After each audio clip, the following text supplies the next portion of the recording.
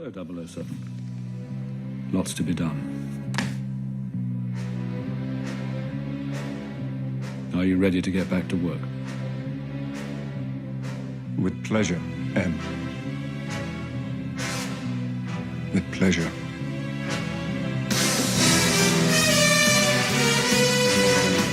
Well, hello, Jim. What's happening, baby? Oh, I do enjoy that scene. Goodness gracious me. It was only last Saturday at the Albert Hall. We saw that on the big screen with the live orchestra. And goodness gracious me, does that last scene make my bits and pieces tingle. JBR is back in action, everybody. How does it make you feel? I must say, I'm very excited. I'm excited to get stuck in. I'm excited to talk Bond. And I'm excited for JBR to be back in the game. Righty-ho, first things first, we're going to be talking about No Time to Die. I'm very excited to do that. We've got a lot of news to catch up on, obviously.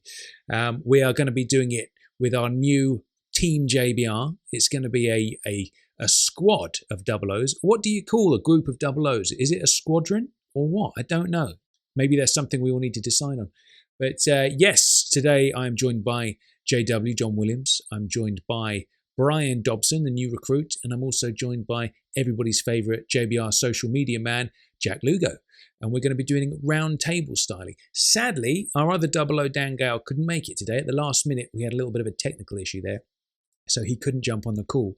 But obviously, Dan will be getting involved with JBR very, very soon, so that'll be good. We can all look forward to that. It occurred to me the other day, for those of you that aren't attached to our social media, you might be wondering where on earth we've been for the last sort of few months or so. And obviously the answer to that is our brother in bondage, Chris, has decided to step away from JBR just to sort of explore pastures new in life. Nothing nasty, nothing bad. We're all still good mates and everything. It's just, sometimes life gets in the way and you've got to put your energies into other things, and that's all good. But personally, I feel like there will come a time when I get the red phone will ring on my desk and I will get the call saying he wants to come back. So the way I'm looking at this is we are just keeping Chris's seat warm until the day comes that he wants to come back. And not only that, I do plan to implement a 3-pronged Spectre-style campaign of terror and intimidation just to kind of bring him back and make sure it happens. I will tell you about what I'm going to do. Phase 1. Basically, I'm going to wait till Chris goes to bed one night. He's just dozing off. He's feeling all right. And he feels a little bit of a tickle down there. He has a little look. Tommy's popped a little spider under the sheets, taking it back to the early days of Bond. If that one doesn't work, I'm gonna leave it a couple of weeks maybe. Chris is having a little shave in the bathroom. He's obviously got a cigar on the go. And, what's that he sees in the mirror? What's that little movement over there? Tommy's popped a little snake in the bath. Now, I feel by this point he will twig that something's up and he will start to make maneuvers to kind of, make contact or whatever. But if he doesn't, phase 3 will come into plan. And that will be, I think, the one that puts the tail on the donkey, so to speak. I shall get on the phone to old Luciana and I shall say, Fiona, my darling, get your leathers on, get on your bike and get over to Cardiff and have a word. And knowing how Chris feels about old Fiona, I feel like that will do the job. And if it doesn't, we've always got the wicker chair and the knobbly rope approach. I feel like any man would wince at that. So I feel like if we do that, we get him back for the right reasons, just from absolute fear and intimidation. So there we go. But yeah, so however long it takes, whether it's a year down the road or longer or however long, I'm sure we will be graced with the presence of Chris once again. Now, before we get cracking with all the No Time to Die stuff, I just wanted to say thank you to everybody because it was really a very touching thing when we put the news out that Chris was leaving. We got a lot of messages and we kind of thought with, there's loads of Bond podcasts out there these days and stuff, and there's lots of content being made. And yeah, we realised people would be a bit disappointed and stuff, but there really was quite a heartwarming outpouring of things. And we got a lot of messages from people that shared some quite sort of personal stories and stuff about how sort of JBR had maybe helped them through tough times and all that kind of stuff. And yeah, that was such a really heartwarming thing that you guys like care enough, because it's easy to forget when you're sitting at home podcasting that there are people listening, and it really means the world to us that that JBR seems to mean a lot to people. And yeah, from our perspective, that's nothing less than a massive privilege. And I just wanted to thank everybody for being so bloody cool at the end of the day. I've said it before and I will say it again. I think the JBR family are the greatest group of people in the world, and I salute each and every one of you, and I thank you for your support. It really does mean the world. And I do want to give a shout out to some specific people. I want to say thank you to Joe over at Being James Bond, that podcast. You need to go and subscribe to that, by the way, if you don't already, and give him a lovely glowing 5-star review. Joe had me on his podcast last week, and that was lovely. And I want to thank you for all your support, Joe. And of course, David Zaritsky over at the Bond Experience. We did a little episode together just yesterday, actually, which was all very nice. Both of those dudes, top fellas. Make sure you subscribe to David, the Bond Experience on YouTube. Both of them top fellas, and just really in things for the right reasons, just celebrating Bond and enjoying Bond and all that kind of stuff. So thank you, fellas, much appreciated. And I also want to give a special shout out to one JBR listener in particular who sent a message through. Obviously, I won't reveal any details, but he sent a message through which was especially kind of touching, and I just wanted to give him a shout out. So big shout out to JBR listener Rob Kemp. Basically, Rob's going through a little bit of a challenging time, to say the least, and I just wanted to give you a shout out, mate, and say keep your chin up, approach every day like Bond would.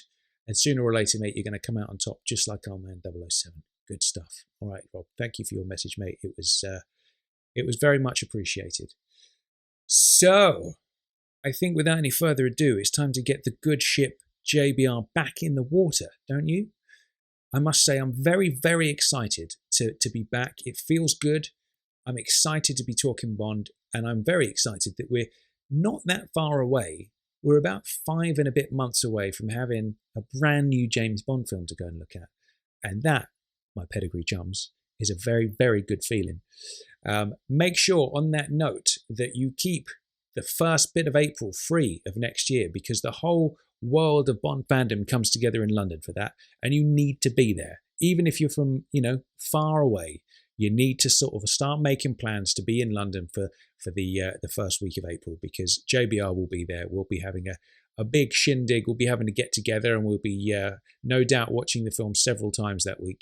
So yes, you need to get involved, and we can celebrate the wonderfulness that will be No Time to Die together.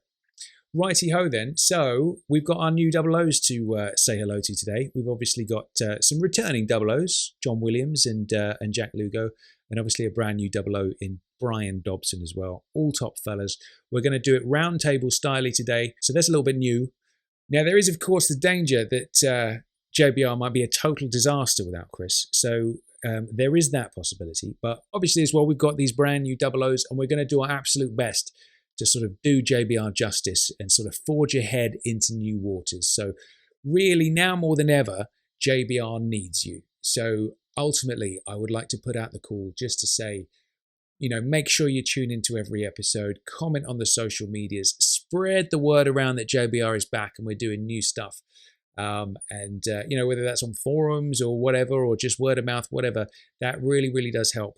And obviously, if you haven't already, do come over to iTunes and give us a lovely glowing 5-star review, because that helps us to rank higher in the searches and attract more listeners. It's been a long time since I've said that. Yes, JBR needs you, baby. So get involved. Spread the word. JBR is back in action. All right then, so shall we get cracking? I think it's time to talk No Time to Die. Let's do it.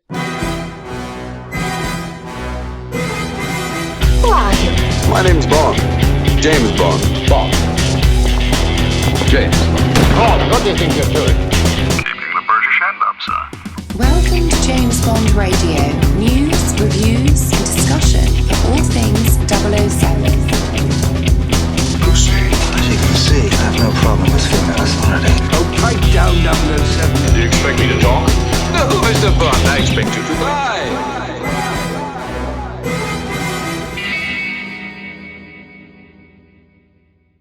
Okay, we have a meeting of the minds, a meeting of the 00s. We have every 00 man in Europe, and indeed some in America, apart from Dan Gale, God bless him, because we had a little bit of a technical issue and he's not able to join us for today's episode, but he will obviously be joining us very soon anyway. Now, today we are going to be talking about No Time to Die. We're going to be having a big old catch up.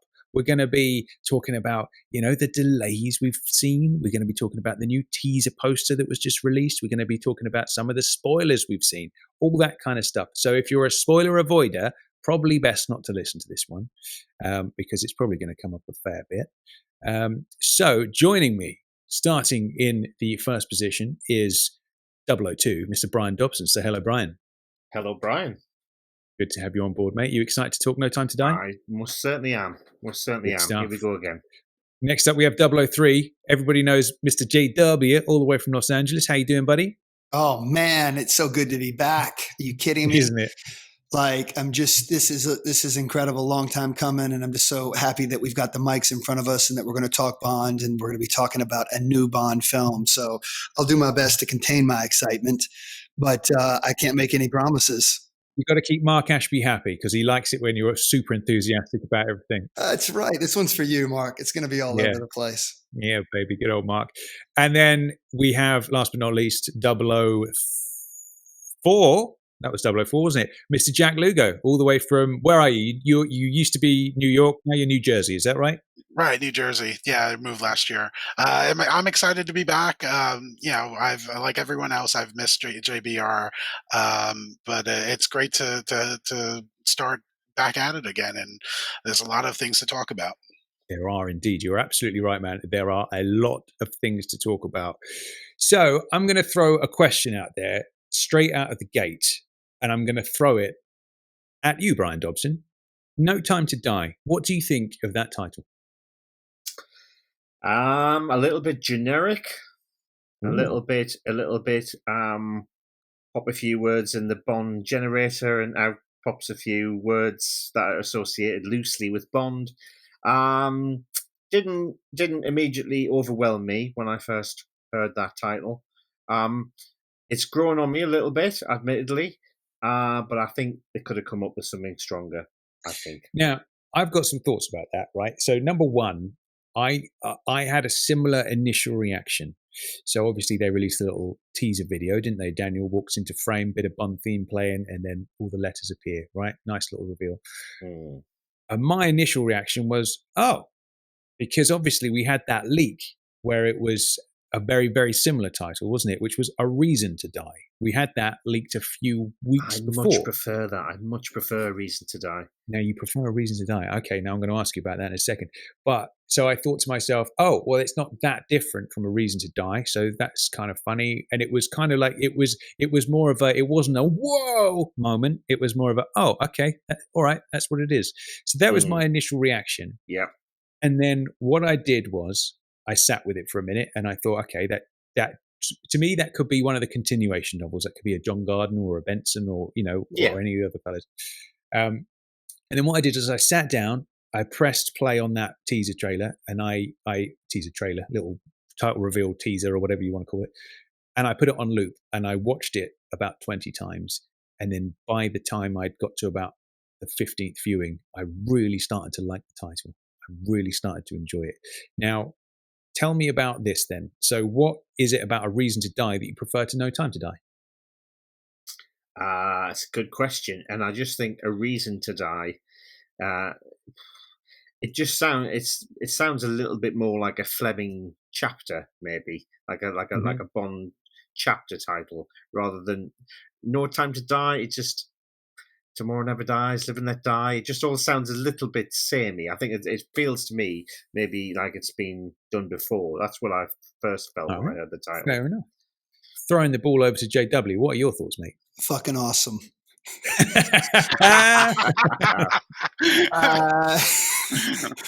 I love it. I mean, when I was actually at a sort of a congratulatory, celebratory lunch when it was announced, and we had a couple of margaritas in us, and I was on my phone looking down at it and being rude and continued to be rude. I think that it sounds really cool. I fall into more of the vein. I totally understand what Brian's saying, and I like the fact that you're right. It does sound like a chapter, but for me, it sounds classic. I like it. I like that it's not a one-word title. I just think it sounds Bondian to me, and I like when they sprinkle in a little bit of the classicness, and I think they've done that with the title. My first knee-jerk reaction was it sounds like a great John Gardner book. It's got a real John Gardner ring to it.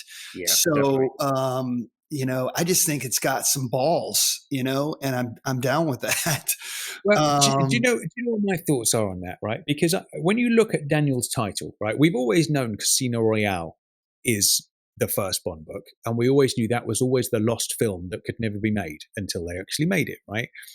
And so that always had a little special thing. Quantum of Solace, obviously, another little Fleming thing going on there. That's a nice thing.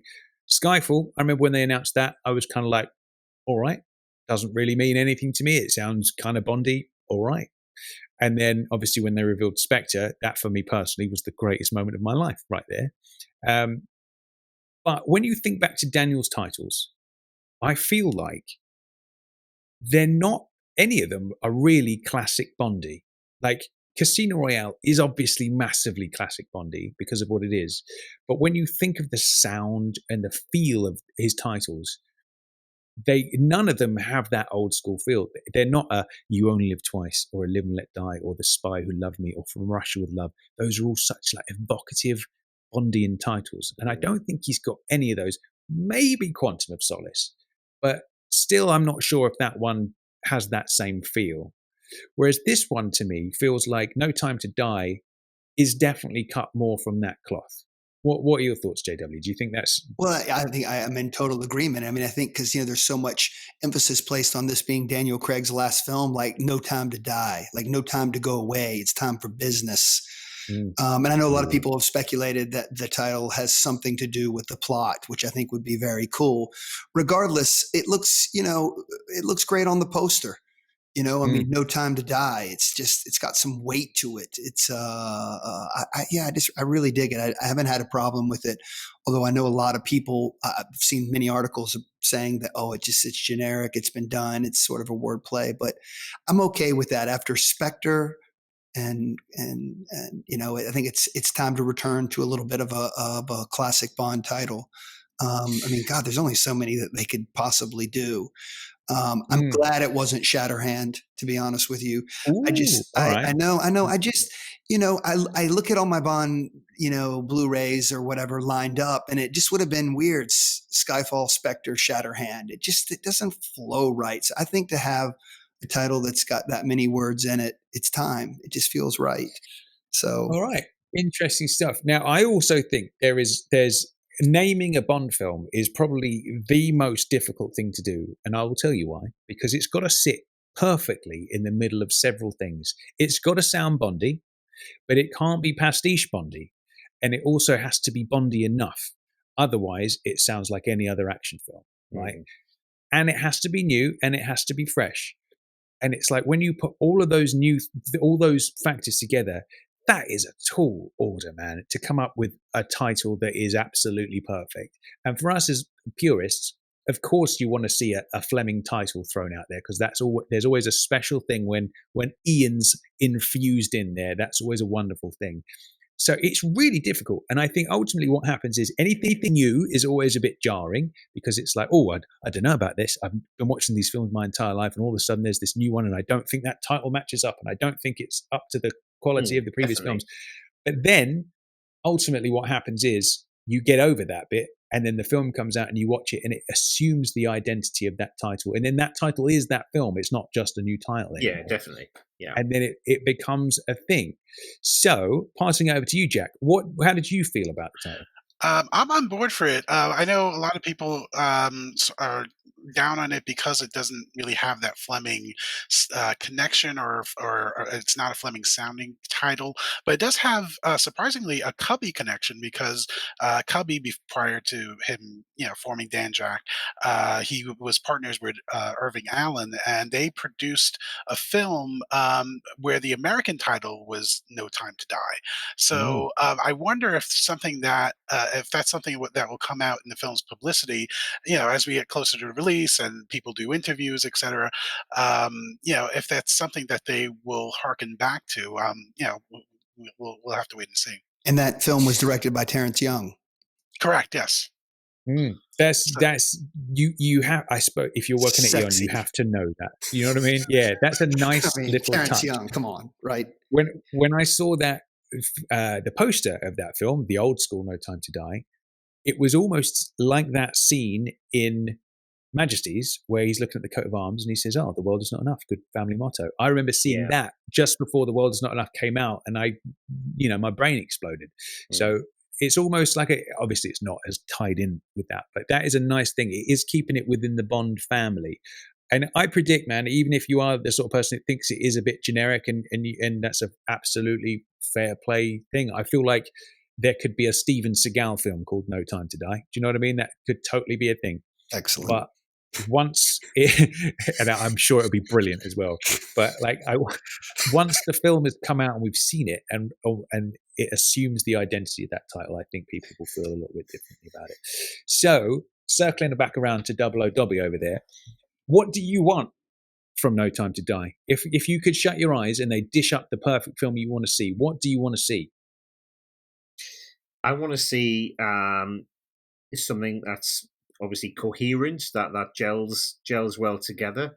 I want to see. I want a bit more of a Bond swagger. I think with this particular outing, it feels to me like there's been 5-6 years gap. It's another Spy Who Loved Me. It's another GoldenEye. It's another Casino Royale. It has to be a big one. I think so. What I want to see is the classic Bond tropes, but I obviously done in a contemporary way. From what we've seen so far, I think we're going to get that. I think it is going to be a knockout the park Bond film. But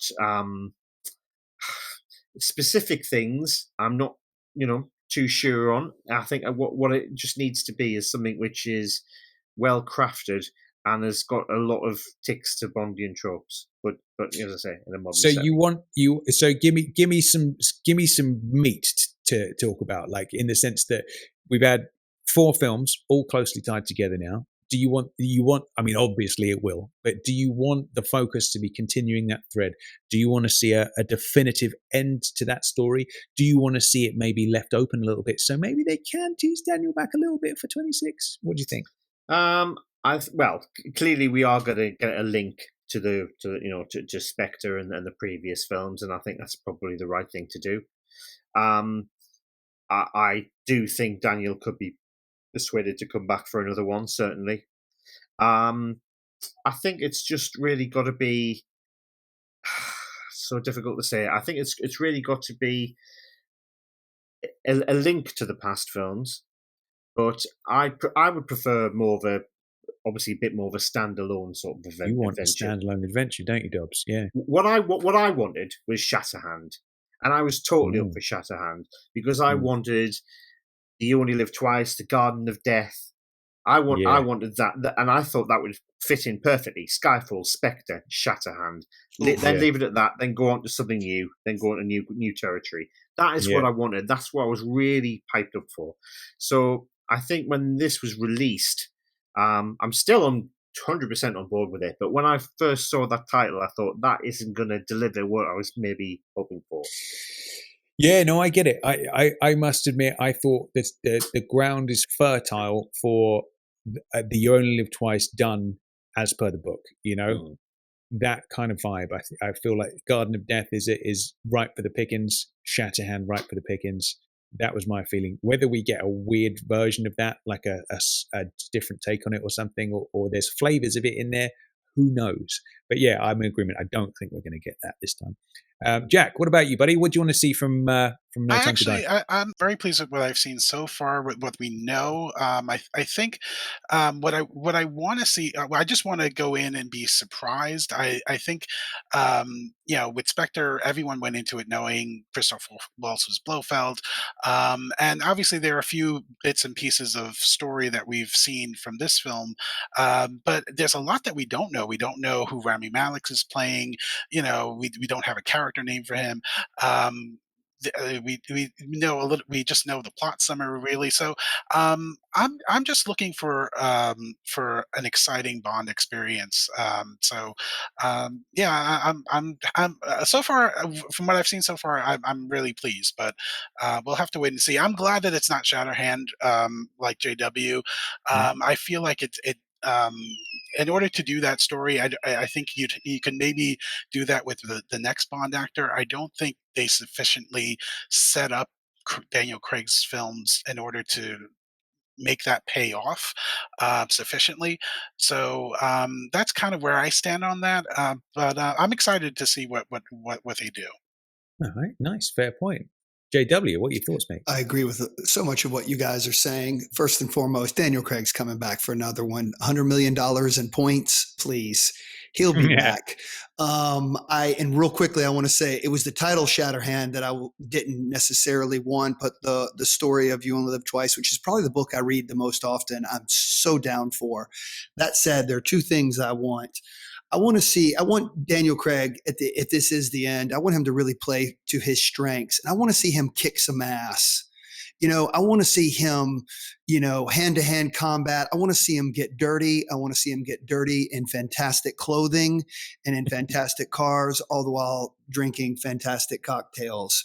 So I just want to see, I like it when Daniel Craig is beat up. And I'm hoping we see him, really just kick some ass. The other thing I want from this film is a phenomenal soundtrack. Yeah, well, surprise, okay. surprise. There you go. That does make a lot of sense coming from the mouth of J Dubs over there. So tell me this then. Let's throw it onto that question. Dan Roma, what are your thoughts about that then, J Dubs? Oh, I almost want to save it because we're in the process of putting together an episode on this very topic. I think it's a very interesting choice. I think it came out of left field. I don't quite know what to expect. My research has led me to believe I don't really hear anything that is Bondian. I'm okay with that. Because at the end of the day, and I know we'll talk about this in a minute, at the very end of the day, in all of this, whenever I have any doubts whatsoever, I just think that Fukunaga is the man and he's in total control and he's got the passion and everything I see about this guy, everything he's done, including the way he dresses. Jesus, he's a snazzy looking guy.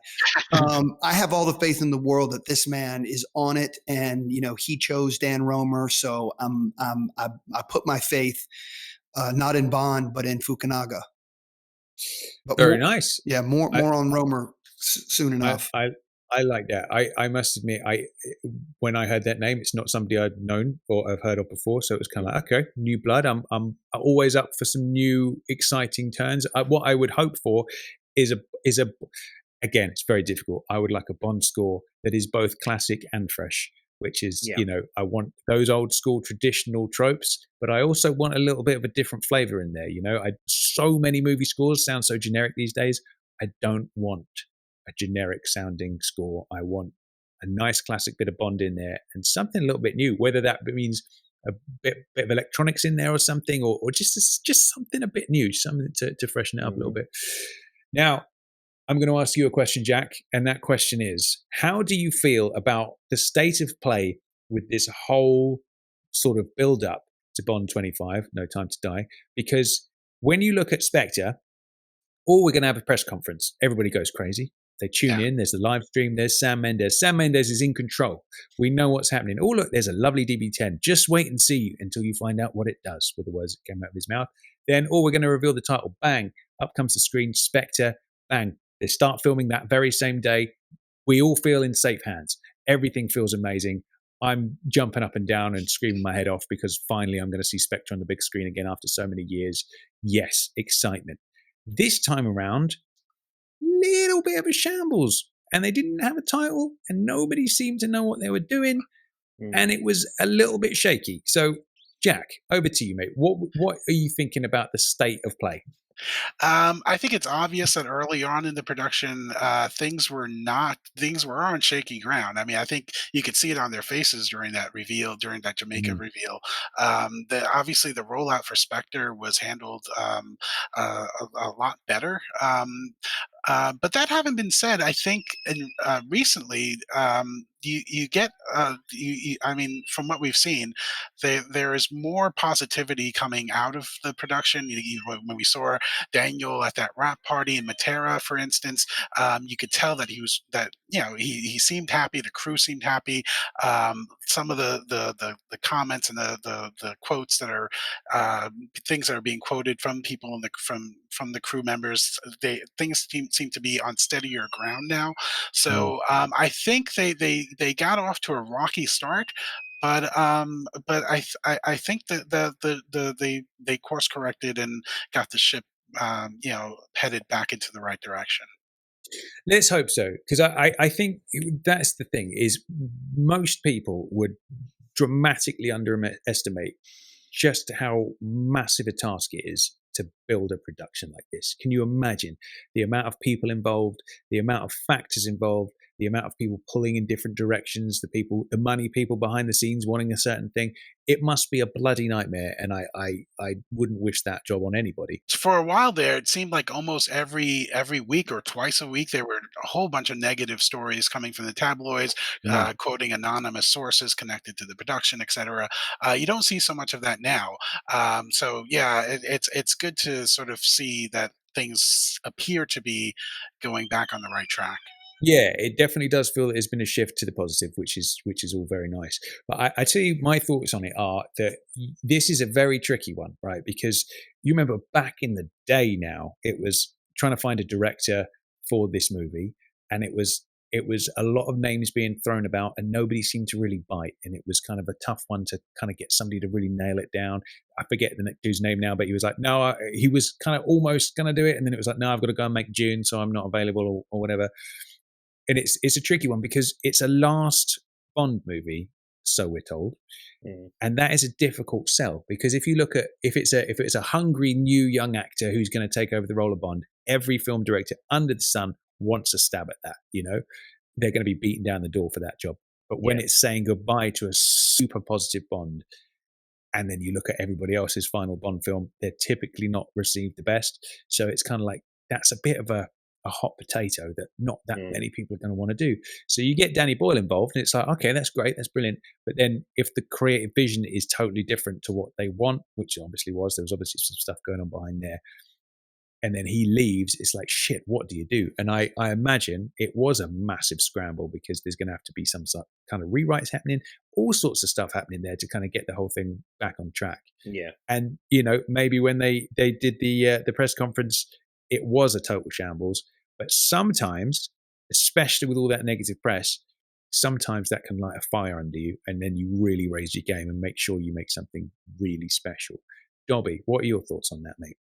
Yeah, I'd have to go along with you there, Tom.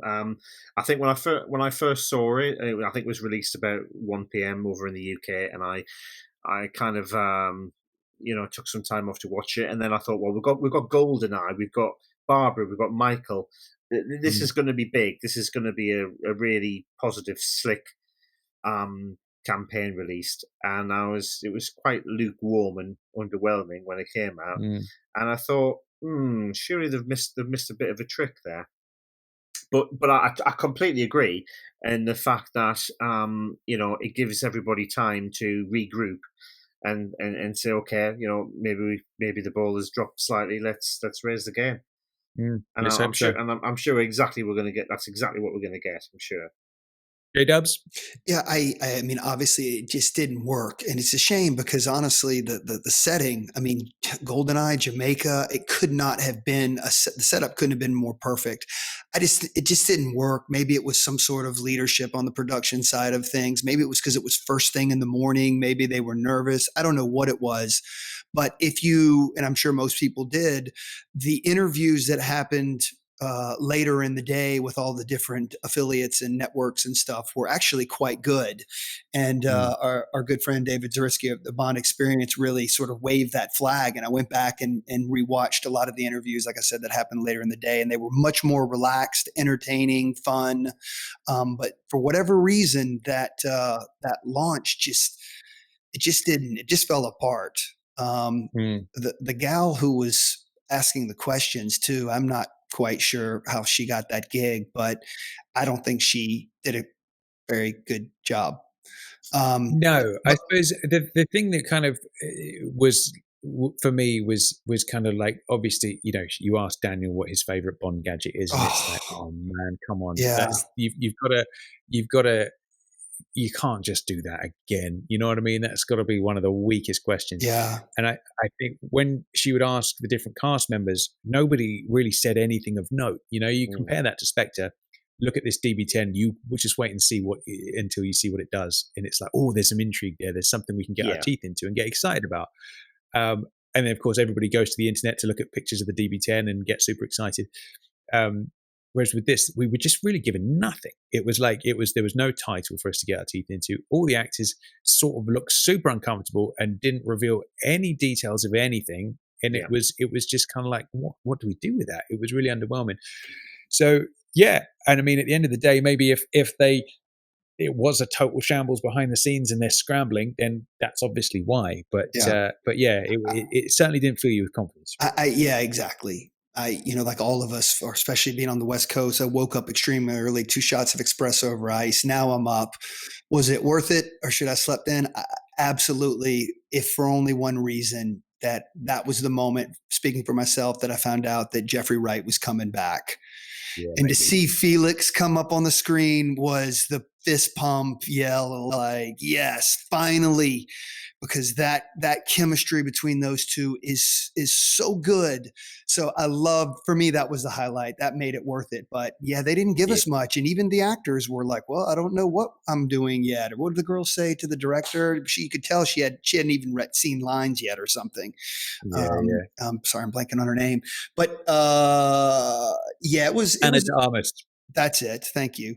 How could I forget?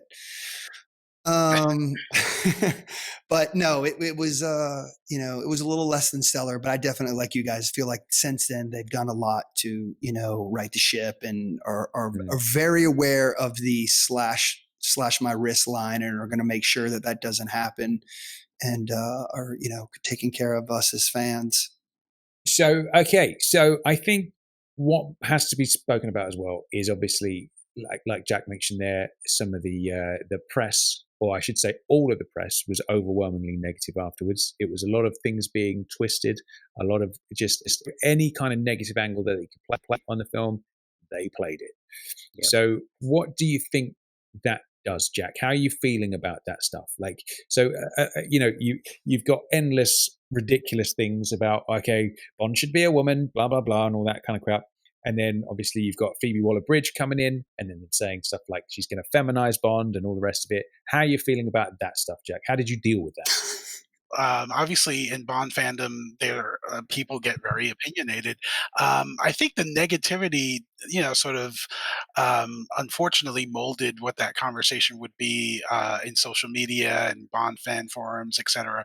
And that wasn't a good thing. But I think that's maybe taking a tide for that's maybe changed for the better a little bit. I think people are a little bit more open now to Phoebe Waller-Bridge getting involved, and Lashana Lynch potentially being, the new 007 with, Daniel Craig's Bond having been retired since Spectre, and she has his number. I think there were a lot of people who just sort of saw headlines and just got outraged for no reason. I mean, to say the least, people love to get outraged, don't they? They love it.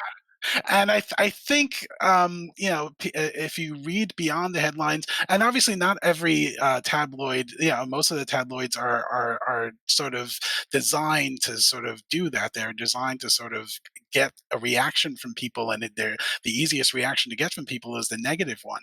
So, but I the way I feel about it is, if Daniel Craig is, if his Bond has been retired since Spectre, then Lashana Lynch's character having his number isn't really that big a deal. I mean, it's not something that I'm going to be, upset about, or that I think anyone should really be upset about. I know there are some people who say that the, 007 and Bond, should be interchangeable, and, how could they do that? I mean, even once they accept that the premise behind it. And my feeling is it's a different twist. It's introducing, it might introduce some kind of an edge. You get, they're doing something different. And my feeling is, if you don't want to see something different, you have 24 other films where Bond is 007. So, I want to see what they're going to do in this film, and I want them to be different. I want them to be edgy. So that's sort of where my take on that. Yeah, I to be honest, when I heard that, it's still only a rumor. We don't know it for sure, but the rumor is obviously Lashana Lynch. She has assumed the mantle of 007. Before anybody loses their mind, it doesn't mean that she's playing a female James Bond. It just means her character has been given the number 007. Right? Let's just get that out of the way first. Number two, the amount of people that took to Twitter and were screaming and shouting and were genuinely concerned that Lashana Lynch would be playing the main character in Bond 26 and would be taken over from Daniel was just fucking ridiculous. And I can't believe people can be that dumb sometimes when just stop a minute and just use your brain, have a little think about it, and just it doesn't take a lot of brain power to see what's going to happen on some level, right? Bond's retired. Of course, he doesn't have his number anymore because he's retired. He's going to come back in. That's going to lead to some amazing tension because it's like this lady's come in. She's got his number. He's not going to like it. Somewhat like 009 getting the DB10 in Spectre. He's not going to like that either. So he's going to misbehave, and it's going to lead to some shenanigans. And I'm very excited for it. I personally think it's a really nice little angle. We've not seen it before. It's not something we've never seen Bond properly retired. We've not explored that idea of what happens to his number and all that kind of stuff. I guarantee I would bet both of my testicles on the fact that Bond will have resumed duty as 007 before the end of the film. That's how deeply I believe in it. My feeling, though, is even if he doesn't, you're going to have a new Bond actor potentially for Bond 26 if Daniel doesn't come back. So even if she does keep the 007 number within the Daniel Craig continuity, and then the franchise just moves on and reestablishes itself with a new Bond actor, I'm fine with that too. I think that part of me feels like with some segments of the fandom that they think that it's like the fandom it becomes like a cozy blanket. We all get into our little fandom bubbles. And I feel like, anything that's not familiar, people just want to shoo away and close themselves off to it. And I think if the franchise is going to progress and evolve, it shouldn't always be familiar. It should be edgy. It should continue to challenge the audience and defy expectations rather than sort of fit into that cozy kind of fandom bubble that everyone expects. 100%. At the same, if you trot out the same old thing every time, people are just going to say, "Oh, they're just trotting out the same old thing every time." You've got to. It's a challenge. You've got to be rooted in tradition, so it is the same but different. Yeah. You know what I mean? That's always a challenge. JW, what are you thinking? Well, you know what? The first thing that's popped into my mind, a couple of things. Is I feel like there's a question behind this question. Before I get into that, Forever and a Day. I love the way that 007 passed away, and when James Bond comes in, he says that he wants the same number, and M says why, and he said that's because it just lets him know that even though you kill one of ours, we're just going to come back. We're going to keep coming. We're going to keep coming. So I love the way that the transition of that number from one agent to the other is handled in Forever and a Day. Secondly, can I just stop you there, JW? You better. And can I just wave my flag and say Forever and a Day is fucking brilliant, and I love every single word of that. Yeah, I do too. It's great. My God, I've read it a couple times. So the audio, the whole thing. Yeah, I hope Anthony Horowitz comes back for a third. Me too. Yeah, he's got it going on. So J-Dubs, then you're on board for her taking over the 007 number? Well, listen, I mean, I'm on board for whatever they want to do. And if that's the direction, if that's what needs to happen and that's what's going to happen, then I'm fully going to support it. That said, the literary character of James Bond is formed. He's a British man. And for me, I mean, that's kind of not important to me, but that's kind of how I associate James Bond. If the next Double O is a woman. I'm going to go to the films and I'm going to be really excited about it. It's going to Mm. save me so much money because I'm not going to be buying all those clothes. Yeah. Do you know what I mean? Like, oh, thank God. I'll Nice probably one. be relieved if it's a woman because then I don't have to get the watch, the damn suit, the whole thing. That said, What's Zaritsky going to do though? We've got to think about David for crying out loud. we all know David enough. He's still going to buy it. He's still going to buy it. There's no question. Zaritsky's going to have he's got Zarinsky and drag. Yeah, it's going to be awesome. Actually, you know what? I changed what I was about to say. I want the next woman. I want to see what David Zaritsky's going to do. Yeah. If there's any reason to hope for a female, Totally. That's going to be more entertaining than anything else. But at the same time, look, it's for me, it's like a white woman playing Shaft. It just Okay. that character is formed, and can those rules be broken? Absolutely. But at the same time, I don't know that works for me. Would that work for everyone else? A white woman playing Shaft. I don't. So to me, that's how it feels. I know what we're talking about is like women and minorities and whatnot. And listen, I'm fully on board for equality. So I want to be very, very, very clear about that. But at the same time, the literary character of James Bond has been formed in my mind. And as a man, there's a character that I like that I can relate to. I'd like to have that in pop culture. That for whatever reason changes, you're going to get my full support, Well, John, in the light of the current times we live in, I have to just say I think you're a terrible human being for what you just said, and I think you need to be struck off and never heard from again. I made it very clear. So, by the way, this is Chris Wright talking. So, he's back. So that's an interesting thought, right? So yes, okay. So you do have, when you hear a mainstream news outlet talk about Bond, they always trot out the same old tired thing of like, oh, the Bond films were very sexist and the Bond girls were all very, portrayed in not a very good way and all that kind of stuff. Well, no, yes and no, in the sense that, yeah, of course, you have your Tiffany Case moments with the machine gun off the top of the oil rig and all that kind of stuff, right? That, of course, exists. But also, equally on the opposite side, you have some super fucking strong female characters. Look at Pussy Galore, you know what I mean? Like, despite her name, is a super strong female character. Camille. And it's just that there's so many of them, so many. Look at Holly Goodhead. Again, misleading name, obviously, but that's the beauty of Bond. She's an astronaut. Exactly, she's an astronaut, and she's level pegging with Bond the whole way through that film. I don't care what anybody says. It's just lazy thinking, is what that is. Just to try out a thing like that. Of course, you do also. It's a good night in the wardrobe. Your turn will come, darling. Don't worry. Which is terrible, but also hilarious. Dreadful. So let me have that. Don't take that away. Now not enough in the press about Phoebe Waller-Bridge was twisted to say, oh, she's coming in to sort of bring Bond into touch and wave the flag for feminism. But then if you watch Fleabag, you watch the stuff she's involved in. That's totally not what she is. That's not what she does. If you watch Fleabag, the character she plays is a terrible human being. It's not a girl power thing at all. And there's a real dark edge to the stuff she writes. So I'm fully on board with that shit, man. I'm intrigued to see what she does with it. She seems to have a wicked sense of humor. Sorry, Jack, I didn't mean it, but she just That's okay. Yeah, she just seems to me to have I don't know, just a sense of humor that I think that lends itself to writing the character. Do you know what? I think there's a sense of naughtiness. I'll let you go in a second, Jack. I'm sorry, man, but there's a sense of naughtiness to her, which I think is perfect for Bond. Right? Naughty. So I'm going to say something now, right? Which the wrong person could easily throw me under the bus for, but I'm going to say it anyway. By the way, this is Tom speaking.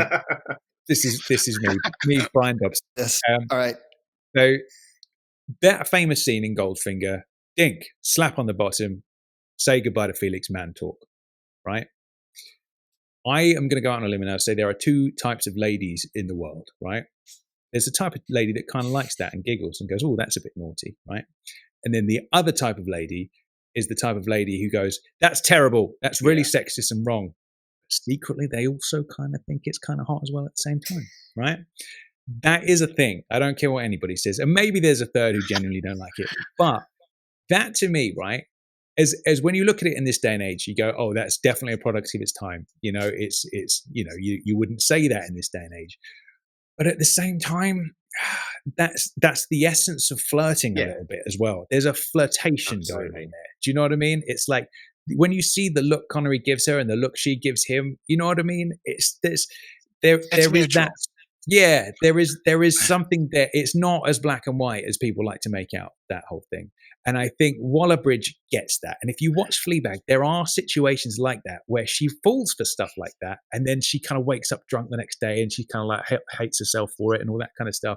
But that's interesting. That's fun, and I can't wait to see what she brings to Bond. Anyway, Jack, go for it, mate. Yeah, no, I think the main point is that I think we need to be. I think what Waller-Bridge's public comments have been is that she wants to make the female characters more formidable. So I think that's something that we should really be on board with. I mean, to sort of go back to, let's say having a Gloria Carver or Tiffany Case at the end of Diamonds Are Forever. I think that era, has gone, and I'm okay with that. I think we should all be. But to have a formidable female characters who are important to the story, who contribute to whatever it is that they're doing with this film, plot wise, I think we can only really cheer that on rather than denounce it. Yeah, that's just my position on that. That's a good way. Fully agree. Totally. And didn't Daniel, wasn't he integral in hiring her? Yeah, she was. Yeah, he was. He was, right. That was sort of his call. Brian, what do you think? You're awfully quiet over there. No, I'm just listening to what you guys are saying about it. Brian's trying to hold on to his job. That's what he's doing. No, I pretty much agree with what you're saying. It's just a case of, I think if Phoebe Waller-Bridge writes the female characters in a different, more contemporary way, that's can only be a good thing. But as long as she doesn't interfere with Bond and what Bond is, of a sexist, misogynist dinosaur, we've got to keep that level of Bond being Bond. And I think into overly modernizing would be a wrong move. I think what she did say was that Bond doesn't have to change. Bond can stay the sexist dinosaur that he is, but that the film should treat women better. And I think that's the best way to look at it. Yeah, absolutely. Brian, you nailed it. You're absolutely right. The way it was handled at the beginning of GoldenEye, the speech that M gave him, was such the perfect way of letting the audience know it's a new world. Yeah. And this is an issue. That interplay between those two is so brilliantly written and performed, and I think it gets the message across. So last week I was at Skyfall in concert, as were you, Brian. And I thought to myself, is this Judy's finest hour as M? When you look at License to Kill, for me, that's Q's finest hour, Desmond's Q. That's his finest hour. Is Skyfall, with the focus on M, her finest hour? And I think she's amazing in it, and I loved it. And I love how tough she is. I love how Mallory says, we're basically firing you. I love the way she just looks him right in the eye, and she's like, I'll leave when the job's done. You know what I mean? And I love her for it. I think she's amazing in that film. And then I look at that scene in GoldenEye, man, how she dresses Bond down, and just totally that whole atmosphere where he's with Tanner and he calls her the evil queen of numbers, and she walks into the room. Like, she owns those. And it's like, there is a bit of schoolboy banter between the two of them, and she comes in and she dresses them right down. And then when he's sitting across from her in that office, man, oh God, man, that's got to rank as one of the best M scenes of all time. I struggle whether Skyfall is her finest hour or that is her finest hour, man, because that is a woman who's come in. You've got Bond still being the sexist, misogynist dinosaur. You've got Moneypenny, who clearly doesn't give a shit anymore about him, and is, I'm not just coming down here to impress James Bond, but Bond is still that same character, and you've got M dressing him down, and I love that stuff because there's more tension, there's more conflict there. It's not Bond coming in dressed in a fucking leotard being like, oh, this is great, you know what I mean? It's like, it's not that would be particularly feminine. I don't know, maybe it was. I don't know, that was the first thing that came to my mind, but that is the perfect breeding ground for it. Yes, absolutely. Yeah, I couldn't agree more on that one.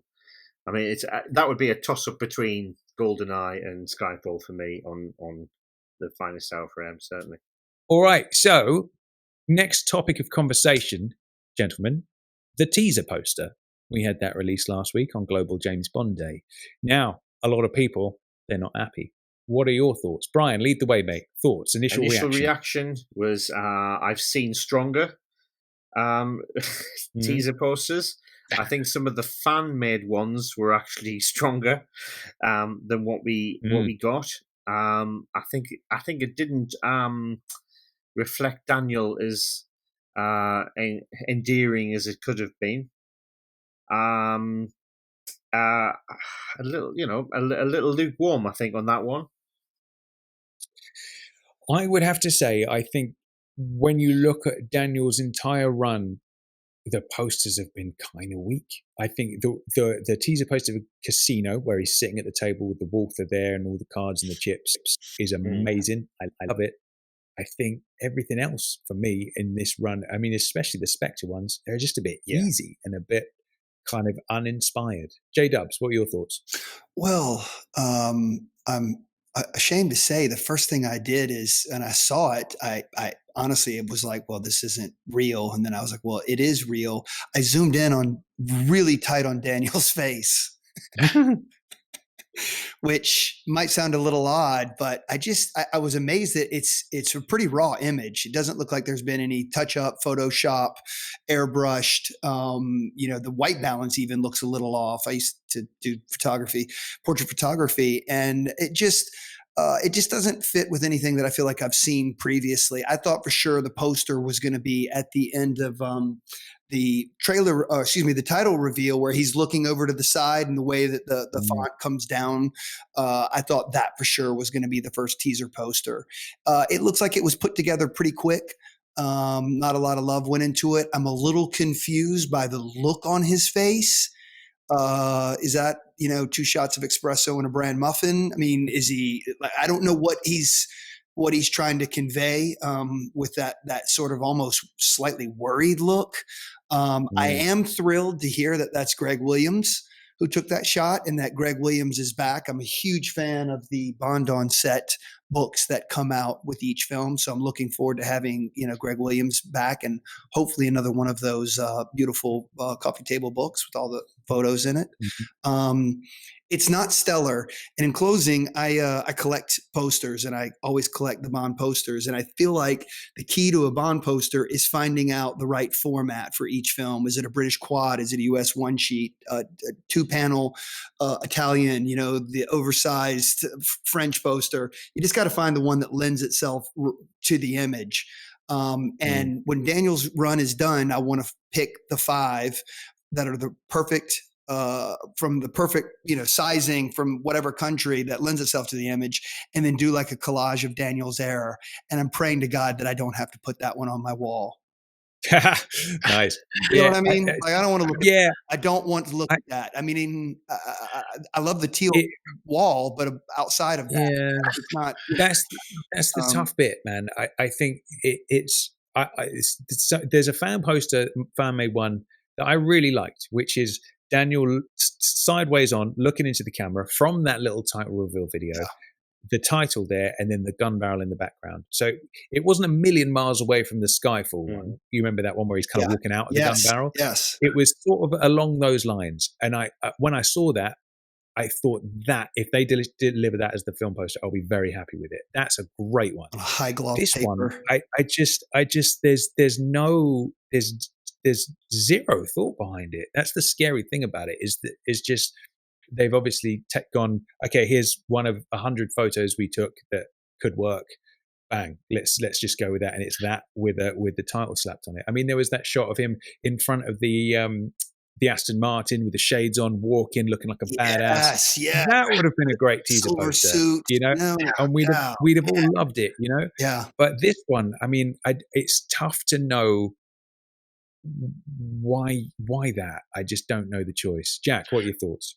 I wasn't very happy with it, but at the end of the day, it's just the teaser poster. We'll move on once the trailer comes out and dissect that, and there'll be other posters, obviously. What does everyone think about the font that they've been using, which is sort of reminiscent of the Love Boat and like other like Quentin Martin classic TV shows, kind of a retro feel? Yeah, I will say I do like the font. Love it. reminds me is quite 60s. So I'm fully on board with that. Whether it's used in the Love Boat or not, I don't really care. I certainly wouldn't associate it with the Love Boat, even if it is exactly the same thing. It was the same font on a Blackman's self-defense book as well from the 60s. I just think it's a cool retro font. They've kind of tweaked it a little bit, but I like it. Anything that's got a 60s flavor, I'll enjoy. What about you guys? Brian, what are your thoughts? I'm absolutely on board with the font. I think the font's great. It's really strong. And, again, for similar reasons, it's got a 60s throwback to it. No problem with the font. I prefer the font to the actual final title, if I'm honest. But yeah, no problem with that at all. Nice, cool. J-Dubs, what are your thoughts, mate? That font pairs perfectly with Loungy Bond. Yeah. Ooh, Yes. doesn't it? Yeah. It does. Next question. All right. That just about rounds out today's episode, I think. No. Okay, so I've got some other questions for you then, right? So I think we would all be in agreement that ultimately, okay, obviously the production's been somewhat troubled behind the scenes, obviously. Secondly, what we've seen in terms of PR and things that have been released so far also could be wanting, but we also had that little Jamaican teaser, didn't we? That little video with some of the footage. Now, what did you think about that, John Williams? It got me so excited. The music, the way it was shot, the way it just wasn't all Daniel Craig. I thought it was super stylized, super sexy, and I think it's 100% Fukunaga. I think that is his stamp. The whole thing, the editing, the shots that were used, the music. I mean, I just think it's perfect. It got me so pumped up. I went, okay, move over, Fallout. That's what I thought. Very nice. Get out of the way, Fallout. I give a little side kick. So here's how I'm viewing things, right? Yes, the PR side of things has been a bit lacking. It has felt a bit unorganized. The teaser poster doesn't fill you with confidence. Certainly the press conference doesn't fill you with confidence. But I tell you what does fill me with confidence, that little Jamaican teaser. Everything I've seen related to the actual movie itself, I've seen so far, looks fucking brilliant. Yeah, Brian, thoughts? Absolutely. I was just about to say to you guys, what's your favourite moment of the whole Bond 25 release so far? And for me, without shadow of a doubt, it's the Boom Shot This soundtrack, which is over the top of the Jamaican scenes. There's a particular one scene where he's walking past a window with what looks like a spear gun. And I just went, yes, that is exactly what I want to see. Yes, come on. So yeah, Nice. as soon as I heard that music, I thought, oh, it's a little bit different. We haven't had that before, but it nailed it. Yeah, that was absolutely my favorite moment so far. You know, what it makes me feel is it feels like an updated Dr. No. You know, it's like Jump Up and all those old school tunes and stuff. It feels like that for 2019 or what will be 2020. It feels like that for now, and I fucking celebrate that concept. Jack, what did you think? Oh, I loved it. The music, definitely the back, the location, everything that they used for that little teaser was great. I wish they'd put together a similar thing for the different locations that they did, but maybe just didn't have time. It would have been nice if they had done one for Italy, something similar to that style. Just like a 30-second kind of thing, but yeah, that I agree with Brian on that. That was so far the most exciting part of the rollout for Bond 25. Publicity wise, at least from the official source. Yeah, that's what fills me with confidence. I feel like when I saw teaser stuff for Die Another Day, I just had this horrible gut feeling that it just wasn't right. The surfboard defined it for me a little bit, and it was just kind of like, if you're making that choice, I can't see how the rest of the film is going to work if you're putting Bond on a surfboard, because that is such a mistake and so not what it should be that I worry about the rest of the film. Whereas for this, I don't have that gut feeling. Everything I've seen so far, I'm excited to see. And that little teaser, man, if that's what it looks like and that's what they deliver, I'm super pumped for it. Which leads me on to my next question, which is obviously Matera, the whole filming in Italy. We've seen a lot of that, rather a little bit too much, if you ask me. Obviously, Aston Martin's back again. We see Bond and we see Madeline in the car. Big time car chase, obviously going on over there. Which asks the question is, what's going on with all these spoilers? Because in previous times, you would always have a little warning.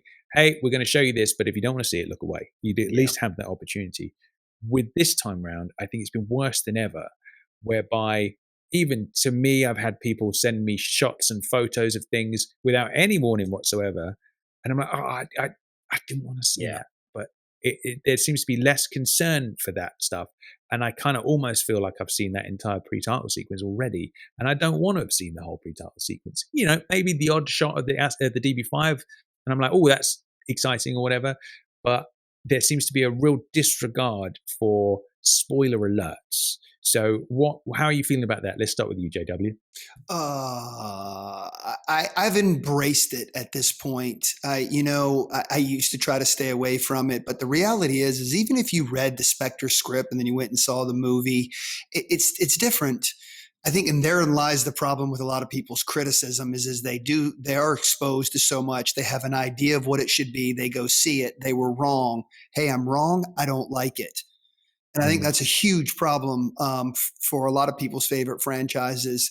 Even if I see all the photos in the world, even if I read the script, the finished film was going to be completely different. And I, at this point, can disassociate, going into the film, thinking that I've already seen it or I know what's going to happen. If the script leaked today, I would leak it. I enjoy the little nuggets that I get to eat along the way, especially with the film being pushed back, so far. I'm embracing the spoilers. Send me the photos, post it. I'm just enjoying that process. I'm not going to let it ruin the film for me. I get why it does ruin the film for certain people, but in this day and age, I think it's impossible. So that is a bold statement. So if I, for example, if I knew what was going to happen at the end, right? Would you want me to tell you what happens at the end? Not on the air. So you would want to know that? No, I'm kidding. Yeah. I you know what? Because I think there's still a strong possibility that you're probably or could be wrong.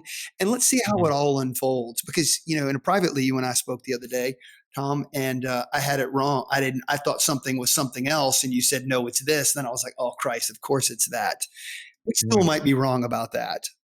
But I kind of like knowing. I'm excited. I'd read the script if it was leaked today. That is a bold statement. I salute you for it.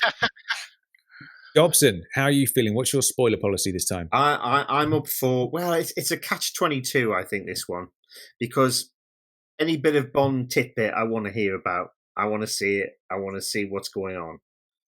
But you can also get too much of it, and it's going to damage your thoughts when you're going to see the film for the first time. I don't have a problem with getting the spoilers. I agree with you that there's been too much with Matera. Every time I've looked on social media, there's another car chase featured. It's a tough one because I do want to see it, but I don't really wanted to spoil the film. Unfortunately, I think I found out something about it that I didn't really want to find out. So it's a little bit more deeper, and I kind of wish I hadn't known. But overall, I don't have a problem with the spoilers. I'm up for that. But it's I think it's a fine line. It's a very very fine line.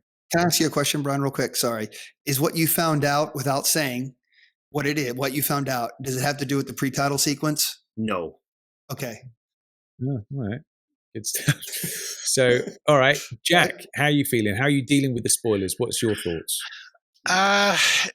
I have mixed feelings about it because, for anyone who doesn't already know, I do a lot of the social media posts for JBR. So I kind of consider myself, like a news, I release a lot of the news updates, Bond updates on our social media page. So I feel like I have to see whatever is out there. So I feel like it's sort of an obligation. Has there been stuff that I wish I haven't seen? Yeah, maybe a little, but I don't feel it's gone overboard. I do feel like they've actually kept a lot of the plot under wraps, even though we've seen a lot of the stuff that's shot in public where people can take a cell phone out and record it, car chases, etc. I feel like they've kept the actual plot of the film pretty close. I mean, we don't know really anything about Rami Malek. We haven't seen Ana de Armas in any of the location shoots. I feel like there's still a lot that we don't. There's enough there that we don't know that I hope I can sort of keep under wraps until I get to see it in the theater. But at this point, it's hard for me to say that I won't be subjected to it all. Yeah, I guess that is very true in the sense that no matter how many photos I've seen of the DB5 being razzed around Matera, what I also don't know about is anything else, in the sense that I know it's something to do with sort of germ warfare or something like that, isn't it? That's the kind of the sort of backdrop theme. I know nothing about Rami Malek's character. I don't know anything about Ana de Armas' character, or indeed most of the others. I suppose the only thing I did see is that one of the very first things that was kind of leaked out were those distance shots of that scene with what we assume to be a young Madeline running away from the dude in the Phantom of the Opera mask. Right. Now, I feel like that's got to be Rami Malek's character. Obviously, it was a stuntman filming that because it looks like they were long distance shots. But if that is Rami Malek's character, I feel like that looks very intriguing. I don't know whether that is some sort of like special effect thing that mask is on there so they then layer on something else later, or whether he indeed just has the white mask on, Phantom the Opera style. I don't know at this point. I'm guessing maybe there's some special effect stuff they're going to slap on his face, which makes it even more intriguing. The fact that we don't know anything about him, we don't know the name of his character. Again, pass it back to Spectre, and we deep down we all knew he was going to be Blofeld, but no, it was Franz Oberhauser. We had all these character names, and we don't know anything. The scary thought in the back of your mind is maybe they don't know much about what he's going to be, and they're sort of making it up as they go along. Who knows what's actually happening behind there? But yes, that leads me on perfectly to the next question of Rami Malek. What are your predictions? What are your thoughts and feelings about him? What do you think he's going to end up being? John, I'll pass it over to you first, mate. I don't know the first thing about his character. And it's interesting that you said that about the guy chasing her through the snow. That guy looks really big to me, like almost ominous. Maybe it's because he's chasing a small girl. But I never associated with that. And that's kind of what I meant. Like, there's no way we can, I don't know. I just don't feel like I'll ever know exactly what's happening going into it. But I love the fact that I don't know anything about that guy. Correct me if I'm wrong. Has there been any photo of him released at all on set or anything? So whatever he's doing it inside in an enclosed environment on a studio or somewhere, right? So we don't even know what the guy's going to be dressed like, which is pretty exciting to me. I mean, if there's one thing I would like to sort of, I guess, go into the film not knowing about, it's the bad guy. I suppose that does beg a question. Then, if you're right about him being a bigger person, the dude with the mask on, there was that casting call for like the henchman who was like a big Samoan dude that came out a while ago. So maybe that would be that character. I don't know, but my gut feeling tells me that's Rami's character. Maybe I'm wrong. Who knows? But yeah, whatever. That dude looked terrifying. Yeah, he did. It's a really cool. I'm glad I saw that footage. It's pretty cool, but I don't know. I don't know the first thing about him. I know he's going to be great, and I think he's going to be really creepy. And he does creepy very well, doesn't he? Yeah, he does. And I like the Dominic Green. When you first saw him in Quantum, you thought, oh, this guy's going to go toe to toe with Daniel. Come on. That's like a little Alfa Romeo convertible going against like a tank, but he held his own with that axe, when he went crazy and started, I was just like, wow, man. Yeah. Like he was pretty creepy. And I think, Remy can take that to the next level. So, I don't know anything about him, but I'm super excited that he's the guy in the film. There was a rumor early on when they first cast Rami Malek, and he might have fed into it a little bit because he did interviews, obviously following the announcement. I think he mentioned on an interview somewhere that his favorite film was Doctor Doctor No. No. Yeah. People took that and ran with the idea that, oh, Rami Malek is playing some kind of rebooted version of Doctor No. Now, I don't think that's the case, but there were a few publications that actually went with that story, and that's really, yeah. I mean, and there are some people who still kind of are open to that rumor. I don't think they'll happen. I don't see it working if that's the case. But yeah, I'm excited to find out just who he's playing. I think they really do need to use him in the publicity. If they release the teaser trailer and he's not in it, because right now I feel like Rami Malek, he has that kind of pop culture thing going for him where everyone knows who he is from the Bohemian Rhapsody movie, and now he's and Mr. Robot. So I really feel like he has a lot more, pop culture presence than even Daniel Craig.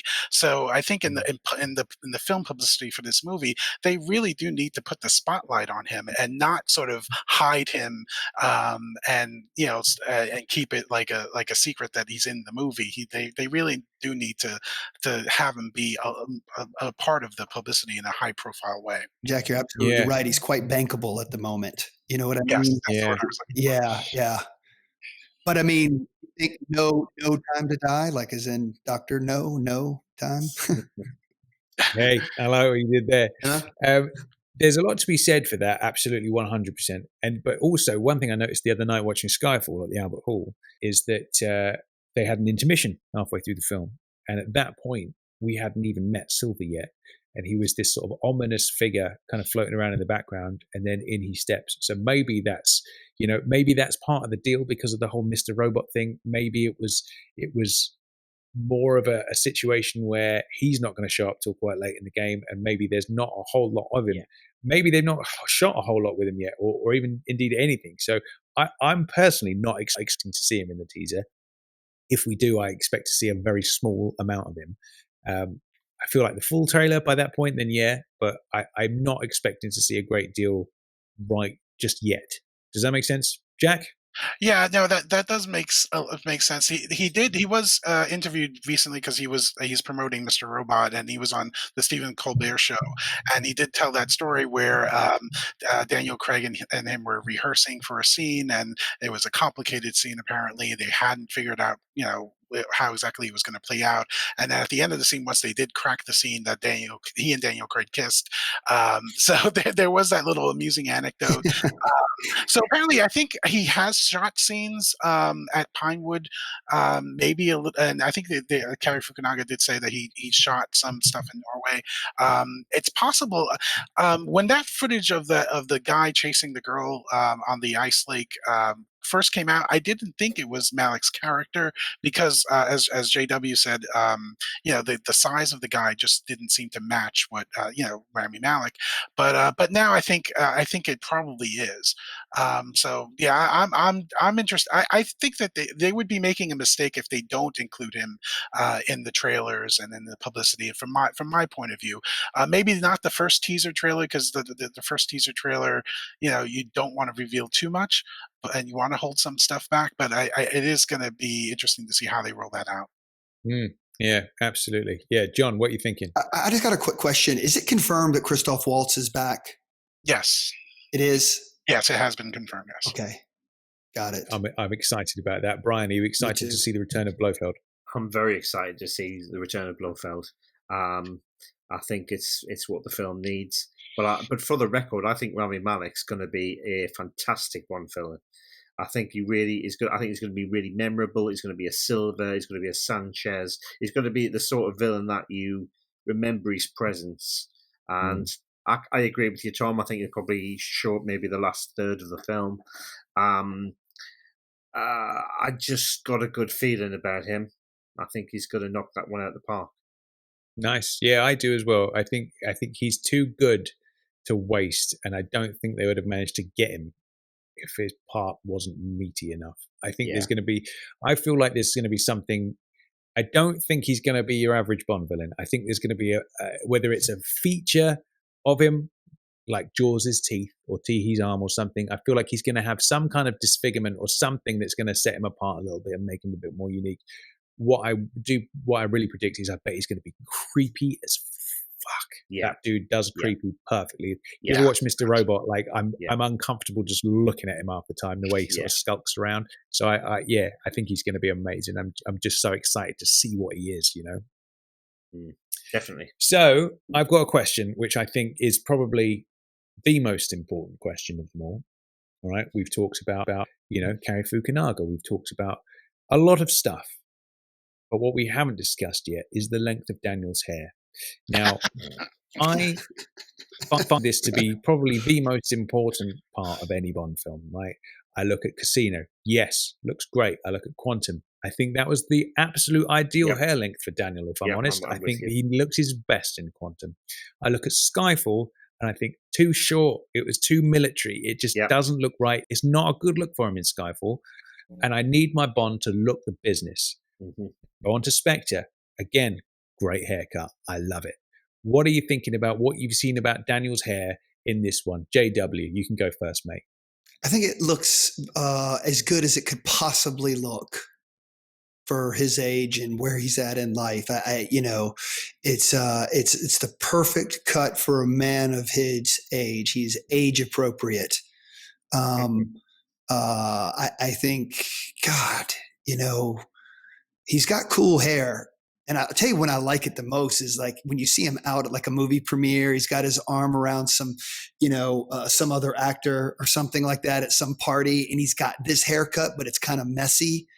He looks so cool. The fact that I'm talking about another man's hair is publicly like this is it's a beautiful thing, John, is what it is. Yeah, it really is. But I think the important thing is that I know a lot of people hated the Skyfall haircut.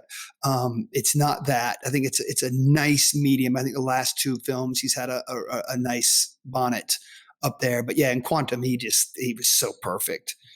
Very nice. He was so perfect. His hair was great. So that's my 2 cents. Beautiful. Guys, Dobson, where do you stand on the Bondi and Barnett this time? Absolutely couldn't agree with you more. I think it's pretty much as accurate as it can be for, as John says, for a man of his years. And I completely go along with what you said. It was definitely too short in Skyfall. I think they got the balance right in Spectre with it, and looks pretty good so far. Yeah, but no problem with his haircut. I wonder if he just had a different hairdresser in Skyfall, and that was what it was.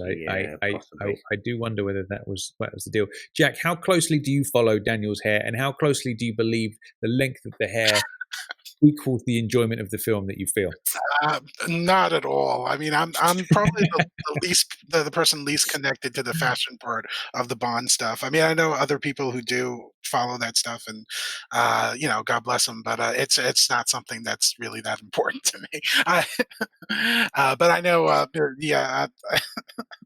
you say that though, but you've got to have a feeling about how Bond looks, in the sense that there's moments where Bond looks badass, and then there are moments I might offer up, say the Count Dracula hairdo in License to Kill, where you're like, I just wish he looked a little bit cooler in that scene. Yeah. So you have to have an opinion about that, even if fashion isn't your bag. So, like, where does it stand for what you've seen of No Time to Die? I think he looks. I think he looks great. I mean, that photo at Whitehall that people thought could have been the No Time to Die official teaser poster. I think he looks great in that photo. But I don't think the official teaser poster rather makes him look all that flattering. So that's part of the reason why I wasn't thrilled with it. But I think overall, from the pictures that we've seen of him on set, he does look pretty good overall. And I don't really think some people were worried about him being too old, etc. But as far as his haircut, I think from what I've seen, it looks fine. All right, good stuff. I feel like we're united in confidence with the Daniel look. I would agree with what you said there, though, Jack.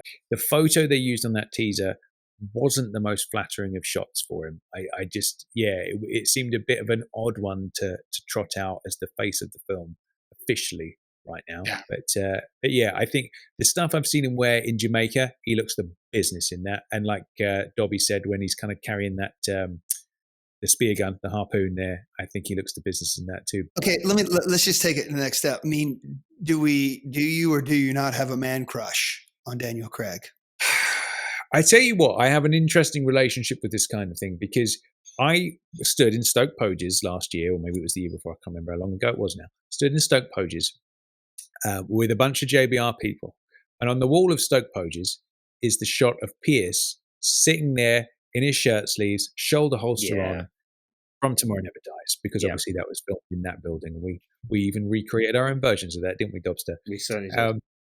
That photo is there. And I kid you not when I say there were probably 10 to 15 grown men all stood around that picture remarking on how handsome Pierce is, right? We were all discussing it at length.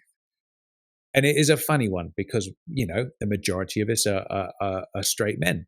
But however, you look at Pierce as Bond and it does a little something to you, especially in that scene. I don't know what it is. And I still have no answer to that question. Makes me feel a little bit uncomfortable, if I'm honest. And I think it goes all the way down the line with all the Bonds. There is something there where you're like, damn, do I love this dude a little bit too much? Do I need to ask myself some serious questions? So JW, as you're the one that brought it up, mate, I'm going to fire it straight back to you. What are you thinking? Well, first off, that your answer is a yes.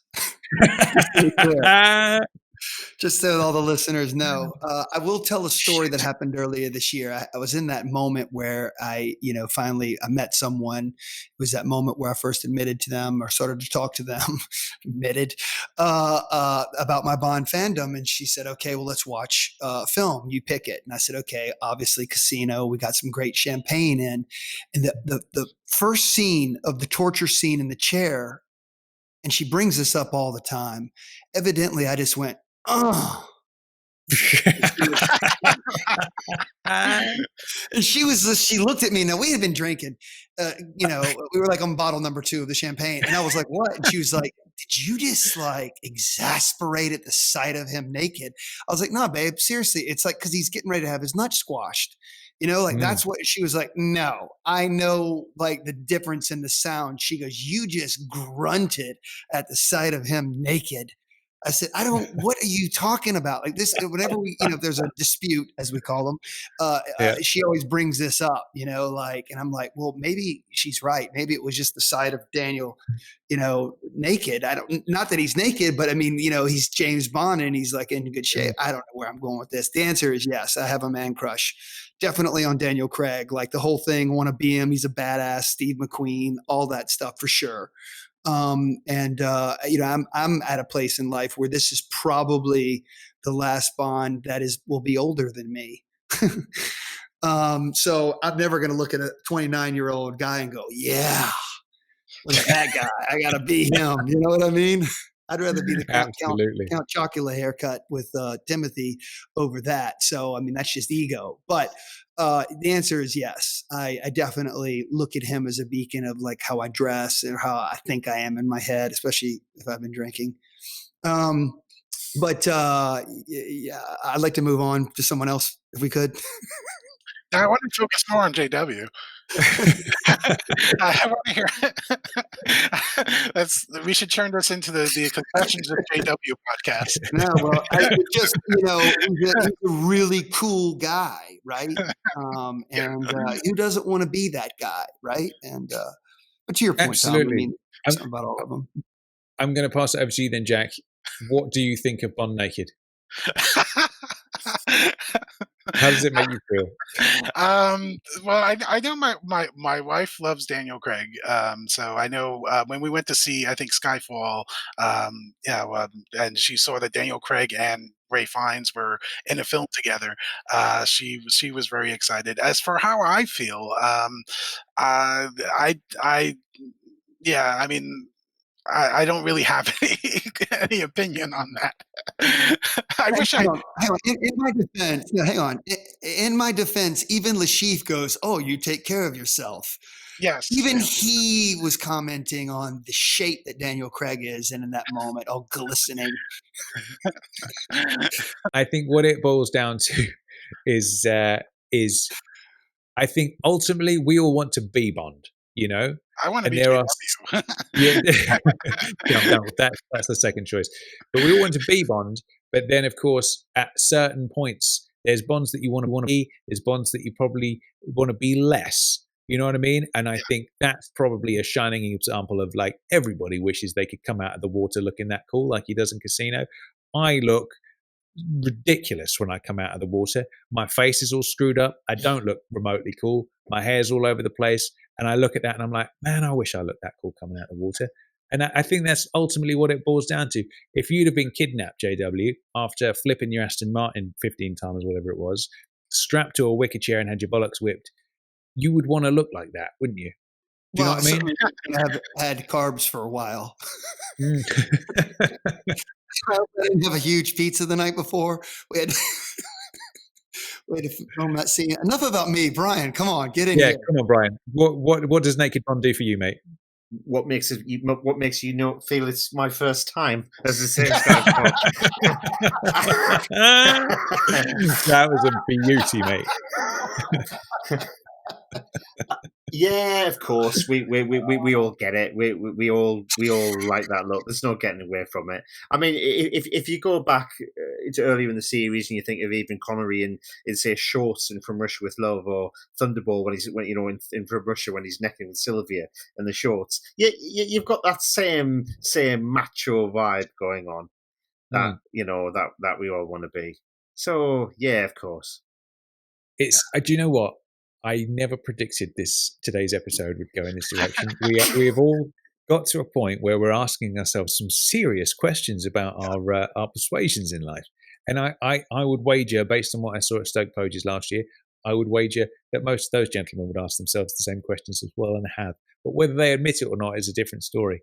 But there you go. I mean, goodness gracious me, what is going on here? I did not think we would end up here after 90 minutes of No Time to Die chat. We've made a lot of JVR fans uncomfortable. So Indeed we have. I mean, I was worried that everybody would tune out in their millions after Chris left, and now I think it's probably confirmed that they probably all will after this one. But there we go then. So No Time to Die. We've talked about pretty much everything, I think. So let's have some parting thoughts, right? I'm going to throw it back to you, JW. Like, your level of confidence in what we're going to get, your feelings, your predictions. Give it to me.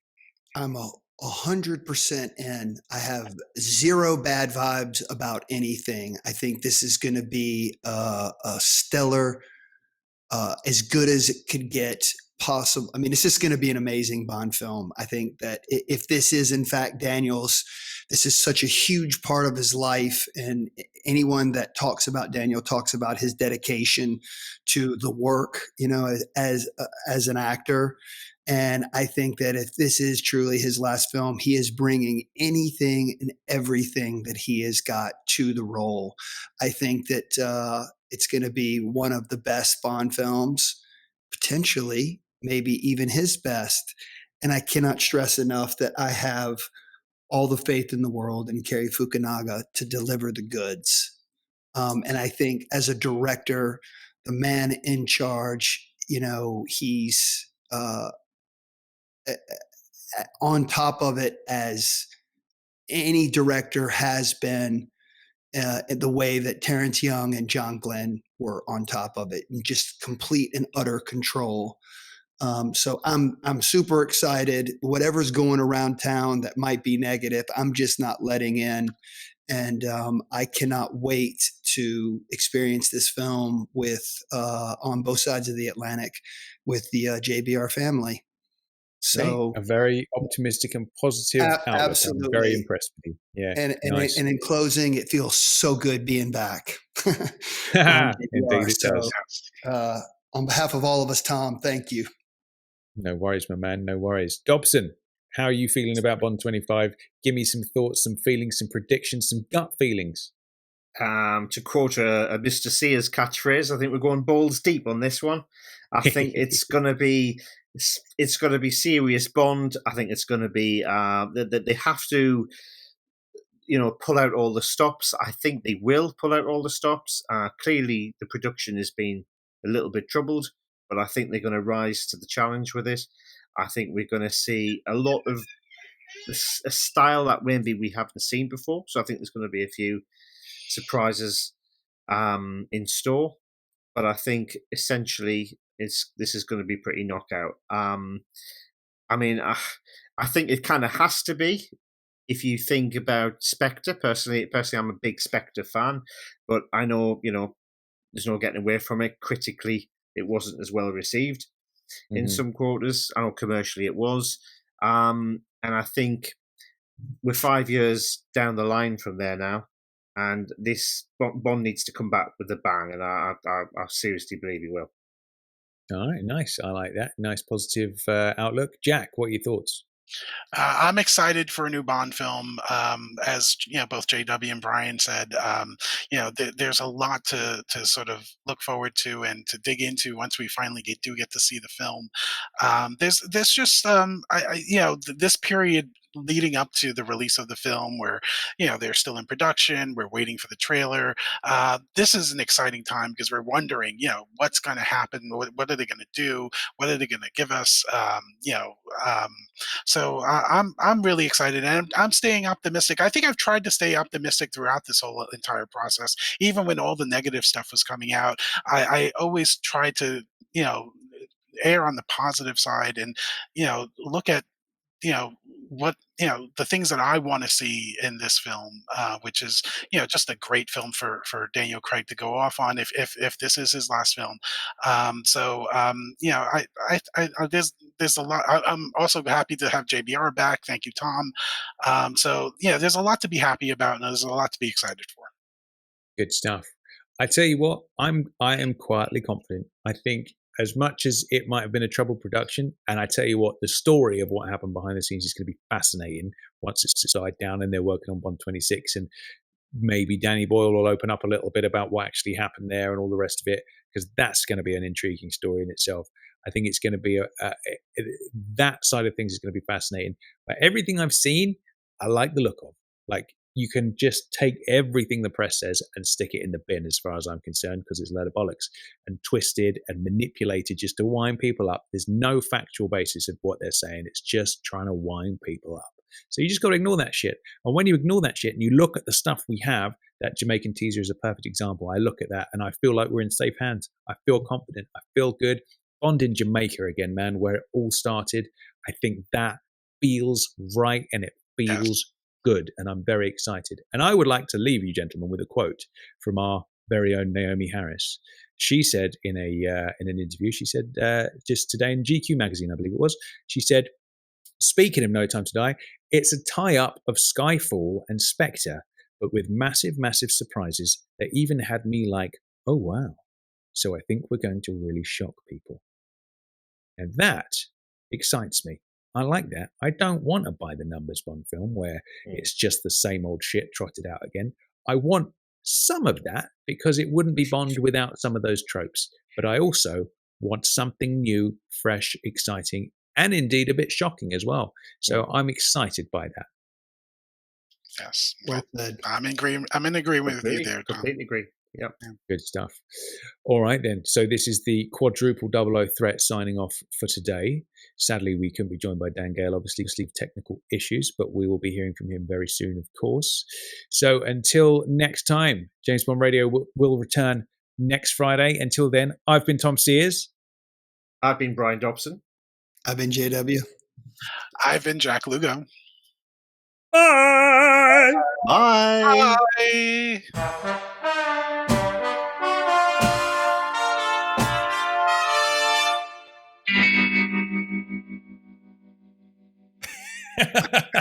That was a fucking miracle that worked at the end there. Jesus Christ. That was great.